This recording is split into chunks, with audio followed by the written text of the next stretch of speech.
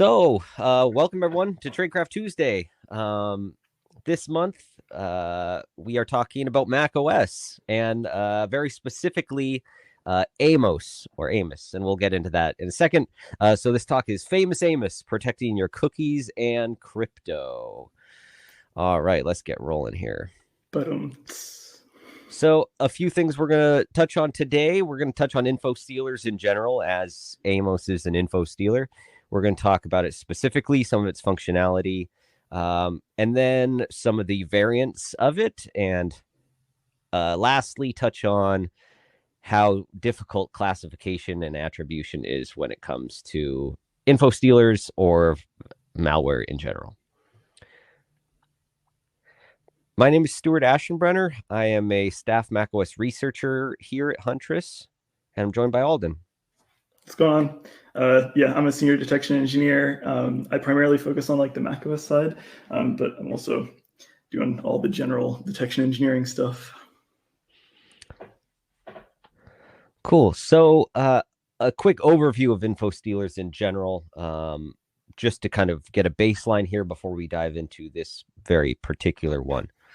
So when we talk about infostealers, we are referring to a type of Mac malware that is looking for specific things on your endpoint, right? This isn't necessarily some giant zero-day exploit. It's usually installed with relative ease on your system. And it can include some of the things we mentioned here, right? And it can be your browser information, can try to steal credentials, and of course, crypto is one of the big ones. Yeah, crypto is like the fuel behind like all of the malware we're going to talk about today. So, all right. So a quick state of the infostealer. If we look historically, outside of the last 2 years, we can look back all the way to 2011 and see one of the first, probably not the first, but one of the first documented stealers out there. And Intego talked about this back in 2011, one called Devil Robber.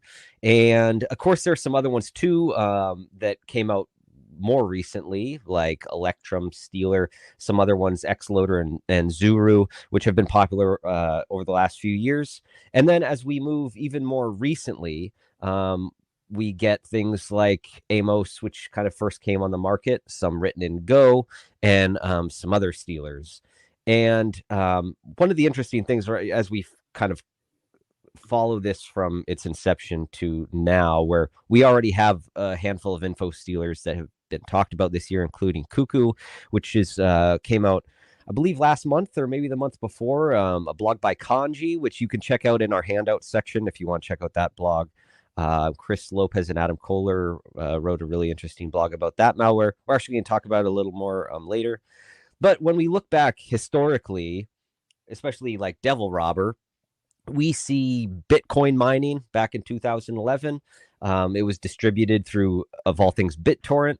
Of course it was. And one of the interesting things about it is that it checked for Little Snitch, which at the time was pretty novel. We didn't really see malware doing that type of checking for different antivirus or firewalls or things like that on the endpoint. So one of the interesting things about Devil Robber is that Apple actually released a Yara rule for it quite some time ago. I don't know exactly when this rule came out, but you can see 2 Yara rules here that Apple released quite some time ago. And if you are curious on what other rules Apple has, right, you can dive into these. It's down quite a long line of folders there. But if you go into Library, Apple System Library Core Services, you'll see an xprotect.bundle with some xprotect files in it, including a Yara file. And you can see all the different Yara rules that Apple has written, including some for Amos, which we'll be talking about today.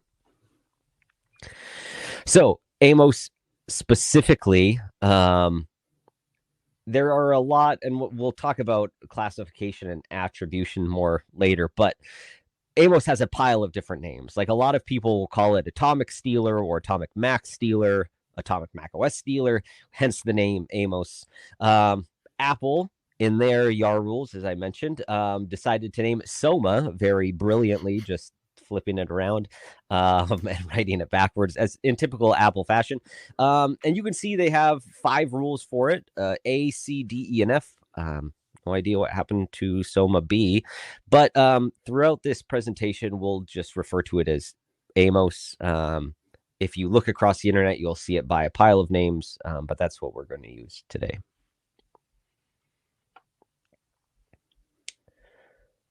So Sentinel-1, specifically Phil Stokes over at Sentinel-1, released a tweet, I guess 4 days ago, chronicling the most prevalent malwares we've seen in 2024, or that they've seen in 2024 thus far, based on VirusTotal uploads and things like that. So a caveat there, but as you can see, AtomicStealer or Amos really at the top of that list, and we don't need to go through all of it. One of the interesting parts about this list is you look through it, it's a lot of stealers, a lot of adware like Bundlor and Genio and AdLoad, of course. But down at number 9 is one called Evil Quest, and I wanted to touch on this briefly because Evil Quest is technically ransomware for macOS. And ransomware for macOS. And although we haven't seen ransomware successfully execute, we'll see Evil Quest a lot when you talk about statistics coming from VirusTotal. And so, again, in that handout section, there's a link to someone that goes by the name of OSX Reverser, and they're a reverse engineer on macOS. And they went through Evil Quest to figure out why it seemed like suddenly macOS was under this huge attack by ransomware. And as you'll see, it's actually due to the ransomware itself mutating and generating new samples because it's re-executing inside of the VirusTotal macOS sandbox. So it's basically causing this loop in the VirusTotal sandbox, causing new samples to be uploaded over and over again, making it look like there's this huge ransomware attack on macOS. So just a caveat there. So some further reading can be there in the handouts. It's really interesting, especially if you enjoy that low-level style of reverse engineering and things like that. The other important caveat about this graph too is we'll talk about it at the end when it comes to like attribution for stealers, but VirusTotal has this really nasty habit of categorizing every macOS stealer as AtomicStealer. And like, it's not true, but like, you know, it's we'll get to it at the end, but it is, take it with a grain of salt. It could be a bunch of other stuff as well. But yeah. And before we go on, I just want to mention, you feel free to throw in questions in the Q&A and we'll address them as we go. Any of the ones we miss, we'll try to pick up at the end too. So yeah, AtomicStealer has been around for a bit now. I think it's coming up on like 2 years old. It's primarily came out of like the sort of like Russian cybercrime economies. It was first sold on Telegram. This is like a really old screenshot from like the original demo video they posted, which I thought was really funny that they included like a fun little edit of how their malware worked. Pricing like varies. I think it's changed over time.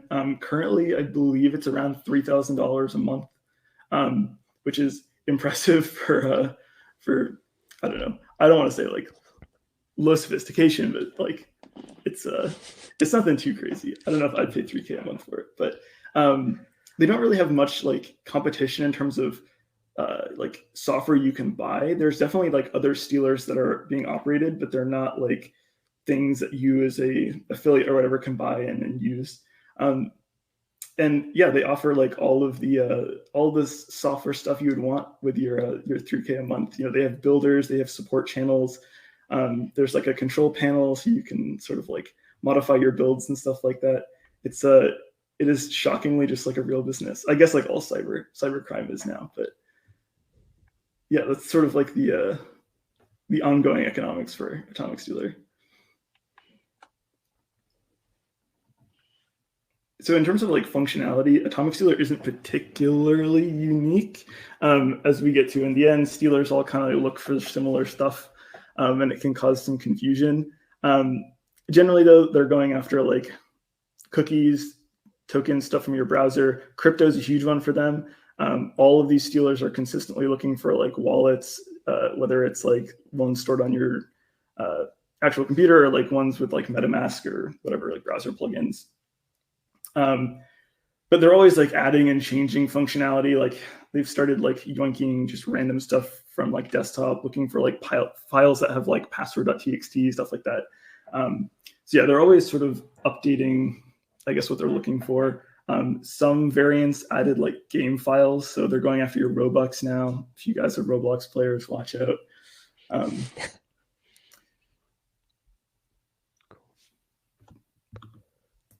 Yeah, but in terms of delivery, this is where like Amos was incredibly successful and is sort of novel. They are huge with like SEO poisoning and bundling like bad macOS apps that you would typically like look to install. So if you like go on VirusTotal and you're looking at like recently uploaded malware, it's like Todoist, Notion, Arc Browser, Parallels, like Clean My Mac, like all these applications that people are generally downloading like DMGs for and installing normally. They've been super aggressive about like getting pretty high quality clones of these sites up, and then pushing ads through like Google or Bing or whatever. On the right, you can see a screenshot from their Telegram from a while ago, where they were asking for like Google Ads traffickers so they could get like better SEO for these particular applications. It's just a little funny that they are, malware authors are now at the point where they need advertising and marketing help. But yeah, they also are, delivered via like typical malware stuff. So you'll see it attached in phishing emails and targeting crypto entities and stuff like that. So, but their SEO is pretty impressive. And we'll talk about like a particularly nasty one later on. So yeah. In terms of like actually getting malware to run though, if you're not familiar, macOS is sort of a tricky platform to get malware to run on. There's not too many avenues you really have.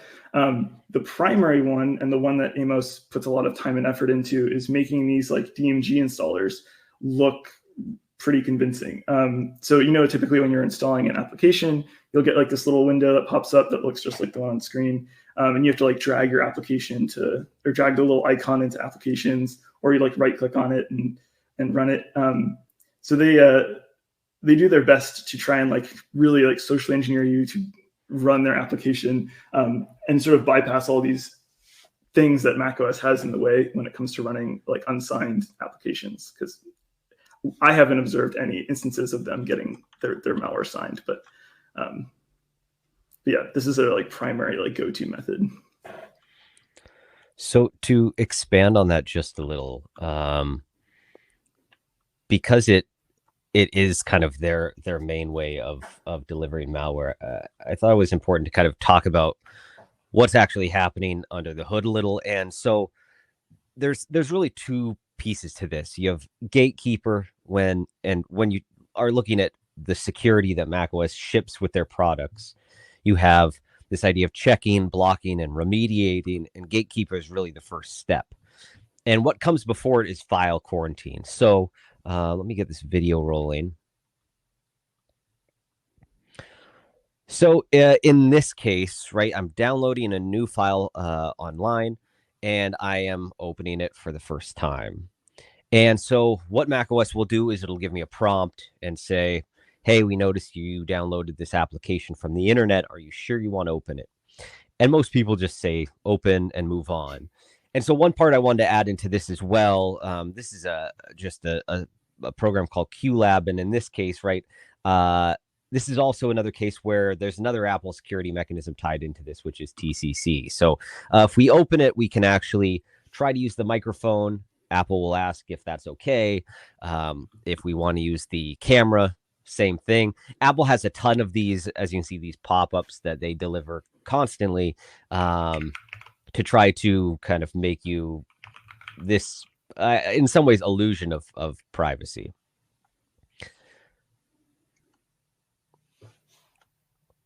Oops, don't need to play it again. There we go. So in this one, right, we're downloading Google Chrome for the first time. And so we have file quarantine, which is downloading an app from the internet. And then we have gatekeeper, which is like the first time you run an app, it's going to check and see if you're certain you want to open it. And they're very similar, but file quarantine actually informs Gatekeeper, and I'll kind of show you how. So if we go ahead and open this application, what happens now is we have downloaded the file. File quarantine is asked if we want to run it. And then we can look at the extended attributes of that disk image we downloaded. So we can run the xadder command and actually point it to Google Chrome. And we can see there are some extended attributes here. And the one specifically we care about in this case is the com.apple.quarantine. I think that just restarted. Let's see. Okay, so we can actually print out the contents of that quarantine flag, and you can see this line of strings. And Google Chrome likes to end my videos right away. So let me jump to the next slide here. So these are kind of those attributes. So this isn't the Google Chrome use case, but this is another one. So we can actually print out the contents of that quarantine extended attribute, and we can see 4 fields here. So in this first case, we have a basically just 4 characters that basically inform Gatekeeper whether they can run it or not. In this case, 01C3 says go ahead and run it. If I would have gotten Google Chrome to freeze, you would have seen it was 0083, which means Gatekeeper needs to check it for the first time. So there's kind of these nuances where you'll see these fields being updated as file quarantine and Gatekeeper check an application, whether it's safe to run or not. So the second field here, I just wanted to touch on. This is kind of a strange piece of macOS that constantly drives me crazy. This is a timestamp. It's a hex-based timestamp that when you put it in the quarantine database, it translates to Mac absolute time, which is like different than APOC time. And it is basically a time specific point. This the second since January 1st, 2001. So if you look across the macOS system and you go to Safari and you look at your browser history, that will be told in might be ISO time. You look at a different app, it might be epoch time, CF absolute time, which is Mac absolute time. So in incident response, when you're trying to storyline a system and see when things have executed, you end up having to translate a pile of timestamps from however they're being stored in macOS. So the third field here is just what browser downloaded it. In this case, it was Safari, and a UUID associated with it. And this all gets saved to a database where Apple can reference it to check and see whether a file is safe to use or not. And basically what Amos is doing is when you right-click and open an app, you are saying that it is safe. Like that is the behavior you are doing tells Apple that it's safe to run. So it skips this whole part. So not really a Gatekeeper bypass, but it's a purposeful design by Apple to actually override Gatekeeper. So one of the interesting things about especially the more recent variants of Amos is stealing your credentials. And in this case, Amos does it in a pretty, I wouldn't say novel, but it's novel for macOS in that they leverage OSA script or Apple script. So Apple script comes installed on all systems. Like you pull out a machine, you open it up for the first time, Apple script is on it. And it basically allows you to do very scripty type things, but also you can mimic a lot of Apple behaviors. So in this case, we can run just a simple OSA script that will give us a prompt and ask for a password, and the prompt looks legitimate. In this case, we can just return the password. And so Amos is leveraging this a lot because to the everyday user, it looks very legitimate, and it's a very trivial way for them to steal credentials. That's kind of a common theme throughout this talk and with just macOS infostealers generally, is that OSA script has become just like a huge pain.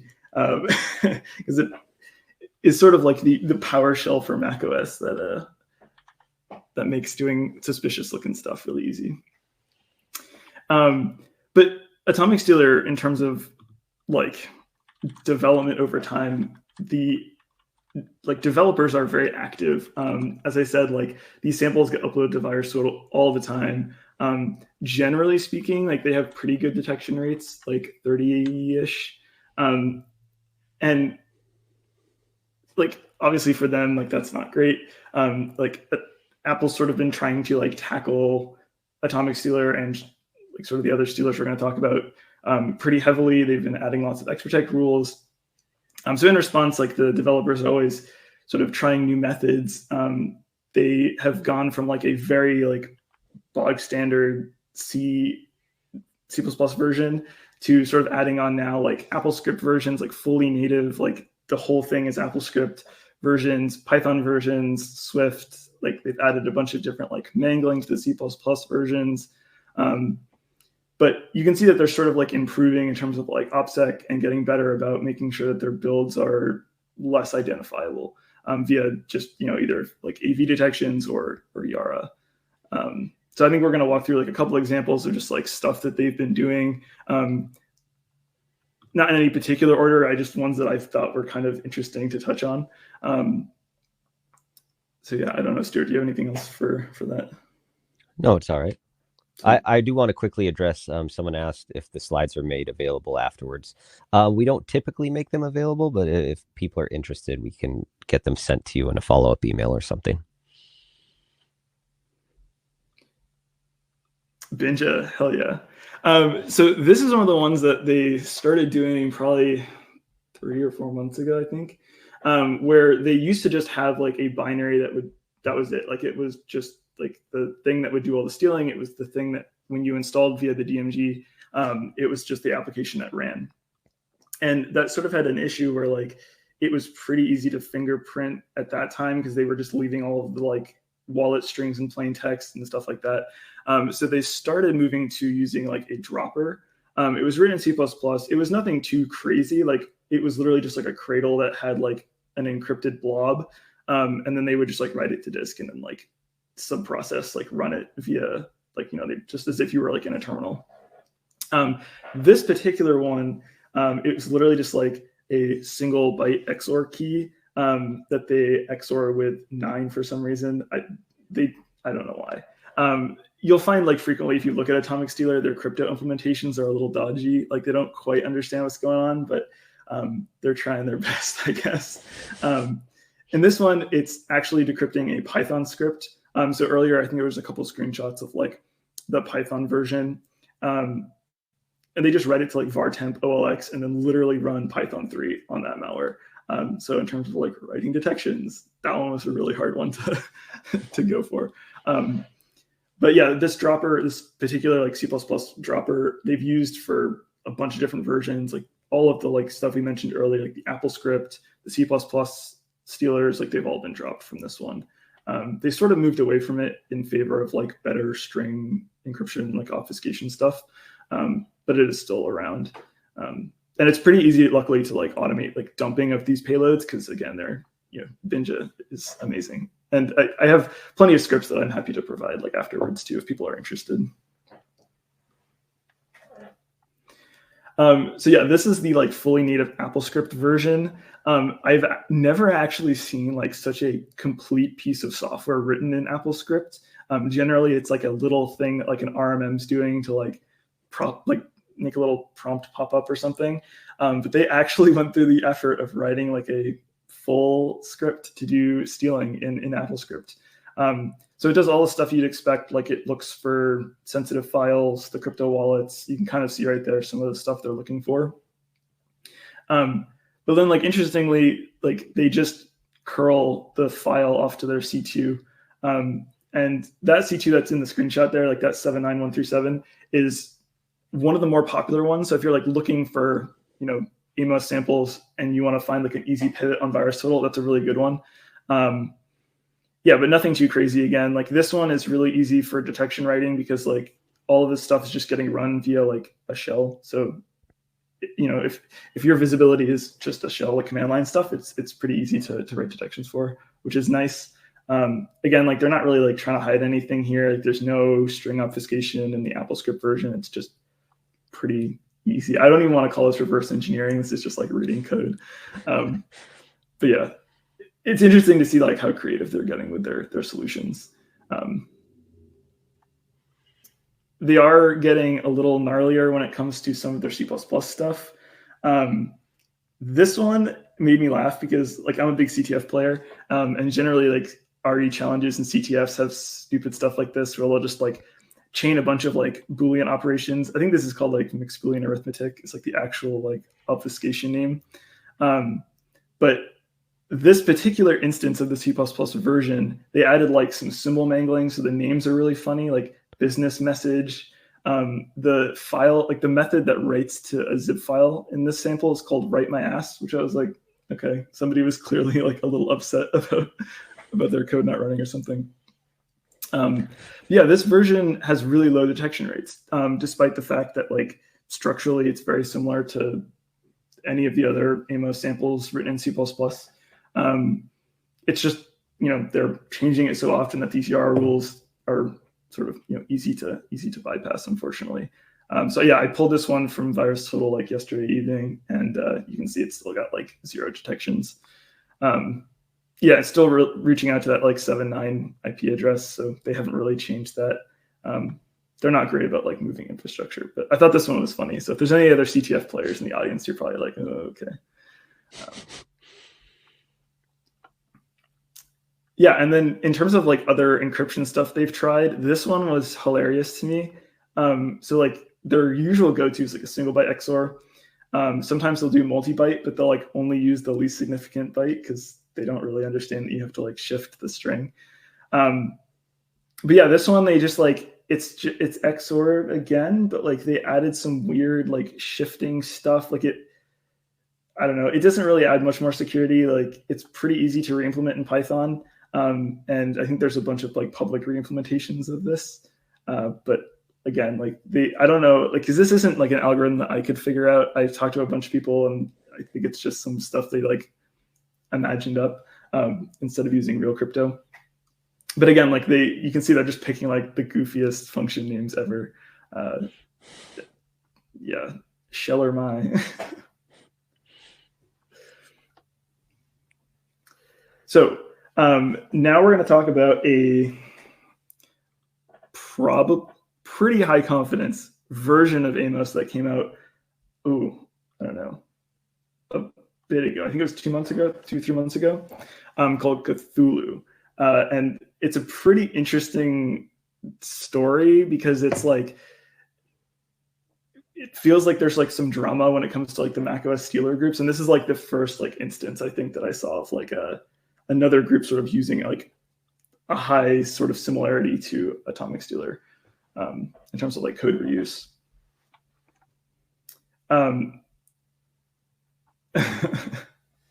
Yeah, right. So yeah, basically like it dropped like early February. It was advertised in like the same markets that Amos typically is. So like Russian crime forums, Telegram, stuff like that. And it looks very, very similar to the original AtomicStealer that came out like way back when, that was also written in Go. And there's a bunch of like other interesting commonalities between this stealer and, you know, all of the various Amos ones, that make it like pretty clear relationship. It's funny though, because in terms of like RE and like obfuscation and stuff, they didn't do a great job of obfuscating stuff that matters. They obfuscated some of the function names, but like in terms of the logic, it's pretty easy to figure out what's going on, especially because if anyone is reading the picture on the right, that's a screenshot of Binja. And if you are used to like reverse engineering, typically that's not what code looks like in Binja. It is much grosser. And that kind of segues into like one of the, I think the biggest, most hilarious oopsies that this particular operator, whether it was like the same Cthulhu folks or like a tangential group made.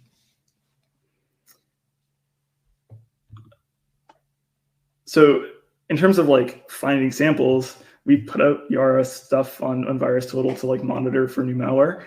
And this one popped up one day in relation to like all the other Cthulhu samples that we were seeing. And I was like, that's a weird name for, getting someone to run your application. And it turns out if you pull it down, it's actually the builder that is used to build all these Cthulhu like pieces of malware. So like if you're an affiliate, like, and you buy their product, this is what you get. And so the screenshot from the previous slide is like the, formatted output of running this builder, which literally just like format strings Go code, and then we'll like compile it for you, which is super funny because it makes reverse engineering like very trivial. I think we're going to talk through some of the functionality in a bit here. Yeah, so basically reconstructing that main Go file there, and if you look through this main function, right? I mean, the first thing that pops out is right away looking for login keychains, right? And there's some other things in here. You can see it kind of dumps the results to a file in the user's shared directory, which is readable and writable regardless of your permissions. And that's a common place that we'll see not just Amos or infostealers, but malware try to execute or drop files, especially if it's like a hidden file. So you'll see users /shared/ dot my malware. And so in this case, they're looking for your login keychains and dumping it to a text file out in users shared.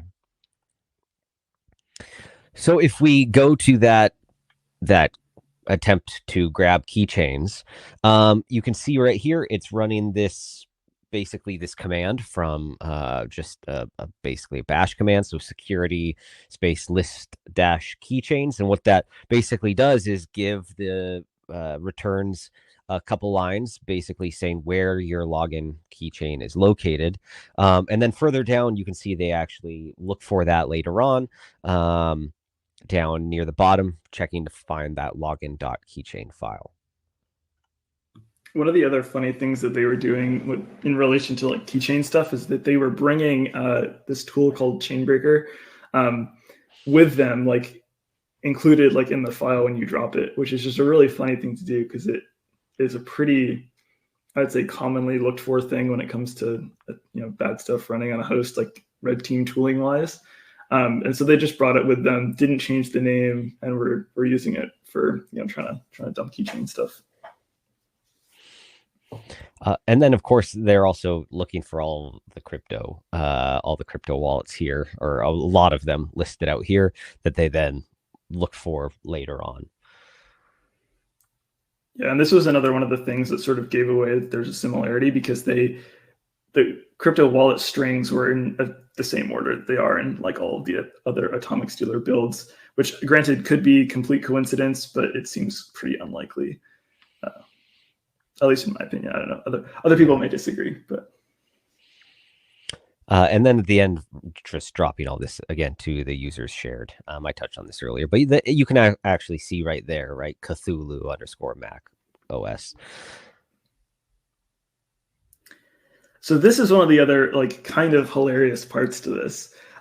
So frequently AtomicStealer stuff is hosted in open directories or on like compromised WordPress sites, infrastructure that they don't own, but they like, has good either like SEO results or good domain like reputation. And so in this case, the picture on the right is one of these sort of like open directory sites. And a bunch of like the users, you can sort of like enumerate through and see, like, I guess they're probably buyers is a fair like assessment of it. But commonly there was a user called Cthulhu who, across a bunch of different open directory sites that were hosting AtomicStealer, like the original AtomicStealer, was called Cthulhu, or like Cthulhu team, or variations of that. And it was sort of odd because then they were sort of like one of the earlier operators potentially of like the AtomicStealer malware just generally, which also sort of is, an interesting correlation between like, is that group the one who somehow got access to the original Go source code and then sort of tried to do like a rebranding of AtomicStealer for themselves? Funnily enough, though, like this one, as I said, like added support for game files like Cthulhu, which I didn't know that Robux were worth that much, but I guess that and Minecraft saves are like the new hotness.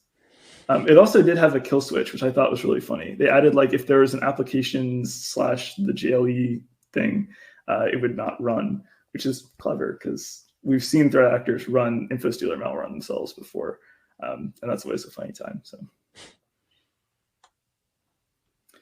oh yeah, and then this was like the biggest OPSEC oopsie I think I've seen in malware before. But basically, when they were stealing, or they were doing like system enum, so they were like looking for like what the username was, like the IP of the host, stuff like that. They were using a MongoDB like serverless instance. But of course, since like you have the binary, you can like authenticate to it. And so it was not write only. So you could also read information from this public MongoDB instance, which is not the best thing for OPSEC's sake.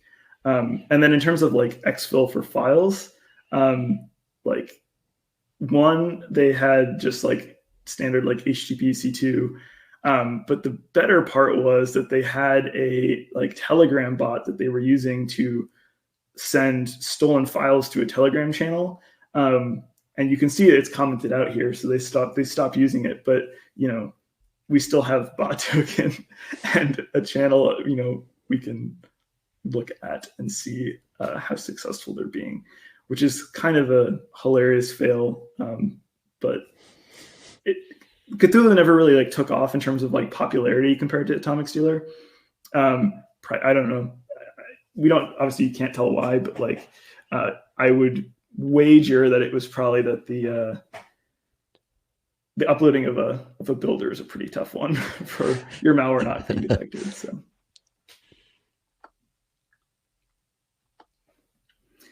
Oh yeah, and then this is just like a sort of funny add-on thing. It doesn't really mean much, but I think it's kind of silly. If you look at the original AtomicStealer like branding, it's clearly like some like Midjourney Dolly type art. But then if you look on like Telegram for like other like Cthulhu themed stealer bots, there's like two that are pretty identical almost in terms of like branding to both what was advertised on the crime forums for Cthulhu and also like what Atomic looked like. So I don't know if this is just like the Russian crime aesthetic or if it's like a similarity in terms of people making the logos, but yeah, that was pretty funny to me. So before we pivot into the next section, we got a question, and I'll float this to you, Alden, as well. So the question is, with the aggressive development to Amos allows to bypass XProtect and a bit of social engineering to bypass Gatekeeper, right? How are EDRs faring against detecting and maybe preventing it at runtime? So I think like in terms of bypassing XProtect, the social engineering part of this, like getting the program to run, like if a user like right clicks it and runs it, that is where like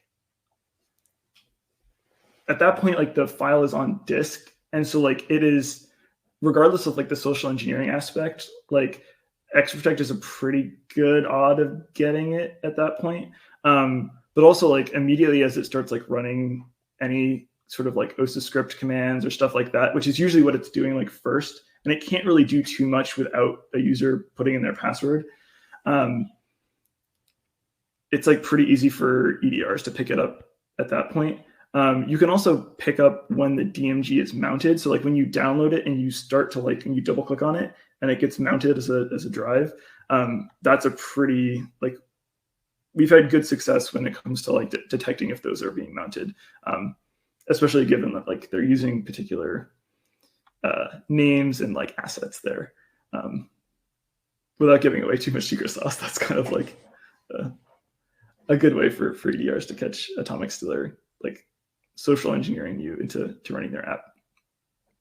Cool. All right, so to pivot a little more, and I saw Chris Lopez in the chat. So he is over at Kanji and authored one of the blogs that we have in our handout section that really kind of disclosed Cuckoo to the InfoSec world. And so we're going to talk a little bit about similarities between Cuckoo and Amos, maybe how delivery and things like that. So Alden, I'll let you take this here. Sweet. So this is like a little bit of a rabbit hole. I'm going to post a blog on this shortly after the live stream's over. But essentially, it's a ongoing campaign targeting a common like dev tool for macOS called Homebrew. And it's just kind of like if you're used to like using Linux, it's like apt installing, very similar to like Chocolatey on Windows. You can like brew install Vim or like whatever other tools. And in this case, a sample was uploaded to VirusTotal that was reaching out to a different domain called homebrew.cx, which we'll get to in a second. But pivoting sort of like off of looking for other sites doing the same, we uncovered like 5 or 6 different ones that were all hosting AtomicStealer. And in this case, like Homebrew, typically you install by like copying like a curl command. The AtomicStealer version here has you download like a DMG for like brewapp.dmg or whatever. And just, would try and get you to like socially engineer you into like running the application, just like the other examples we showed. This particular version of AtomicStealer does 2 kind of funny things. The first is it uses, so structurally it's very similar to like all of the previous examples. But again, like they've gone back to a single byte XOR for some reason. So, they spent all this time making their crypto better and then just went back to like, I guess the basics, which is, I guess, convenient from like an RE perspective. It's really easy to figure out what these strings are without having to do too much work. But like from OffSec on their side, I don't know. It's a little rough. But yeah, it's pretty much exactly the same to like the previous builds. But there's one big addition, and it was sort of where they were getting bonked a lot by like AV or by Yara. So before they were including these like OSA script commands like in plain text, particularly like at the start of the main function, usually to get the user to put in their creds. And they have now figured out, unfortunately, this thing called constructor functions, which are things that will basically functions or methods that will run before main does. And on macOS, they're called like mod init funcs. I have a blog post, I think, in the handouts that talks more about like the actual like implement, like nitty gritty of it a little bit.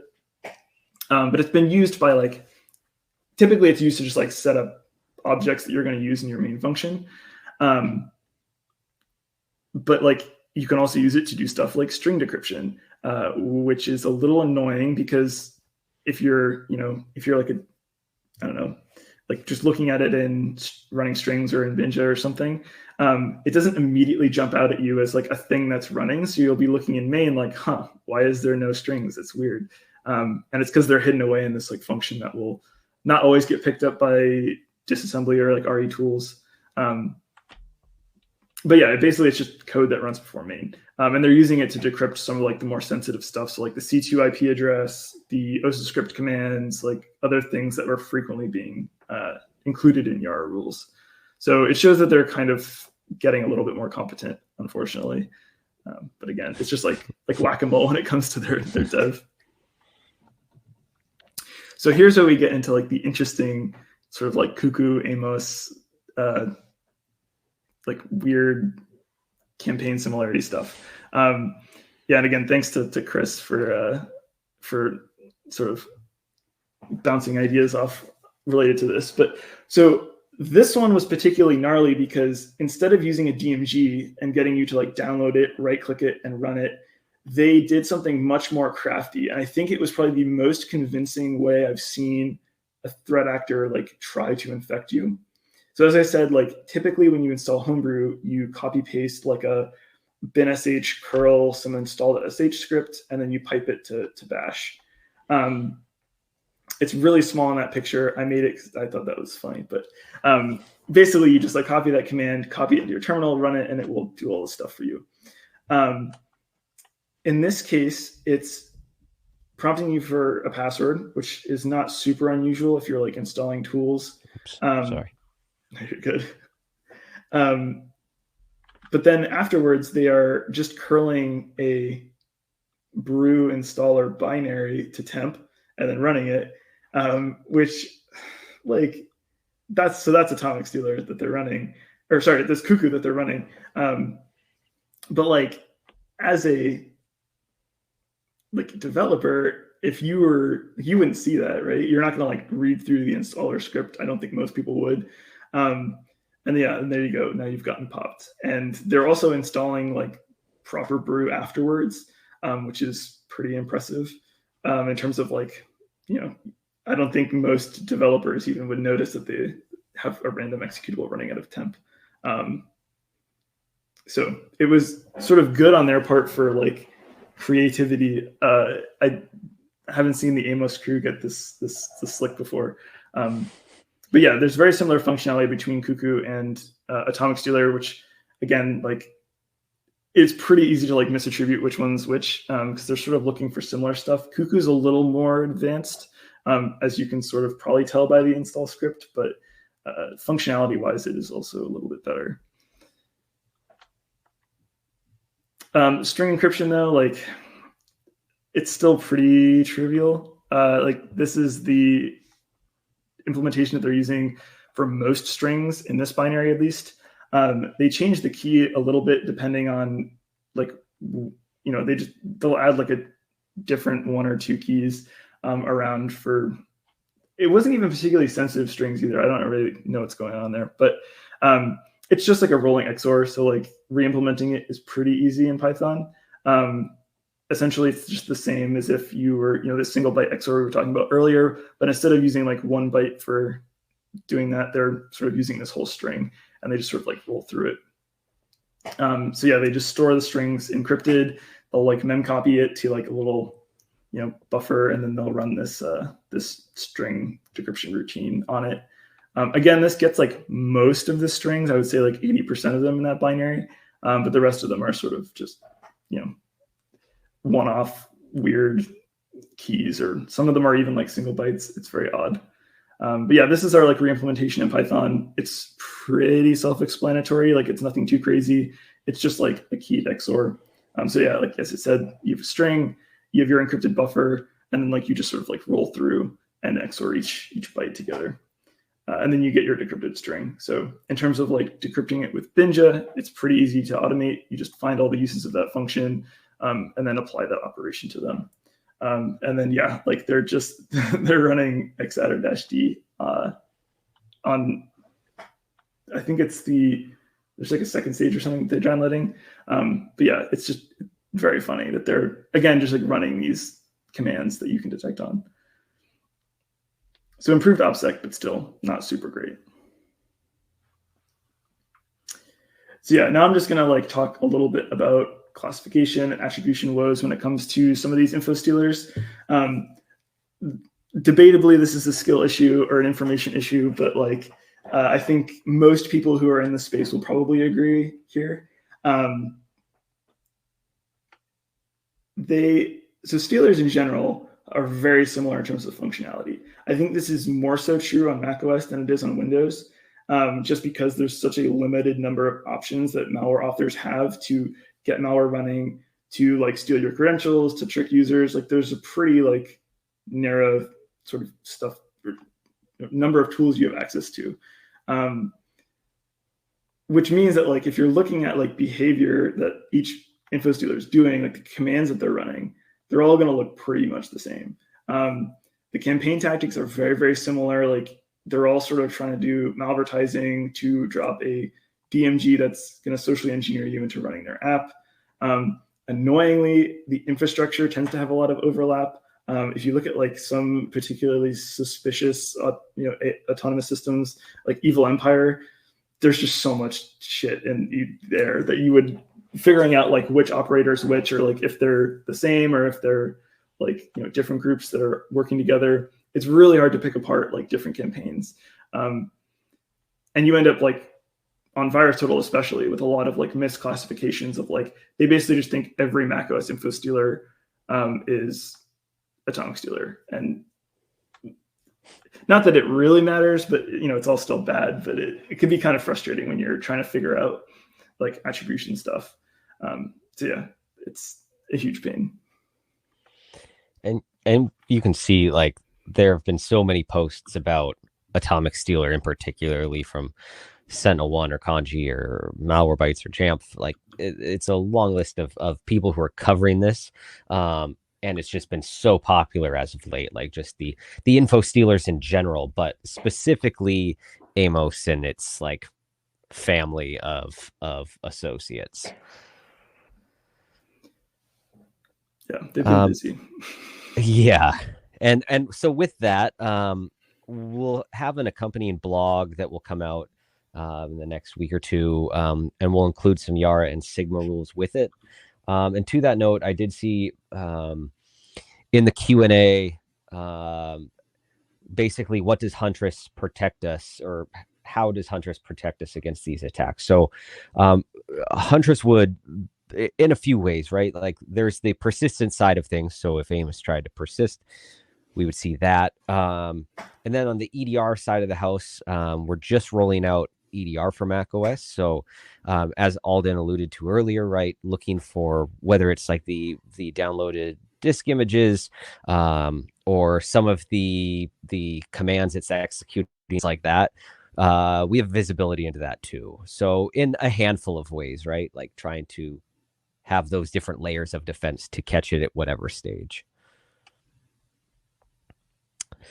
So that about wraps things up. Quick, what's coming up? As I just mentioned, Huntress is rolling out EDR on macOS, and this is a macOS talk. So there's a few webinars that'll be happening later next week. I'll be joined with a couple of some other Huntress people.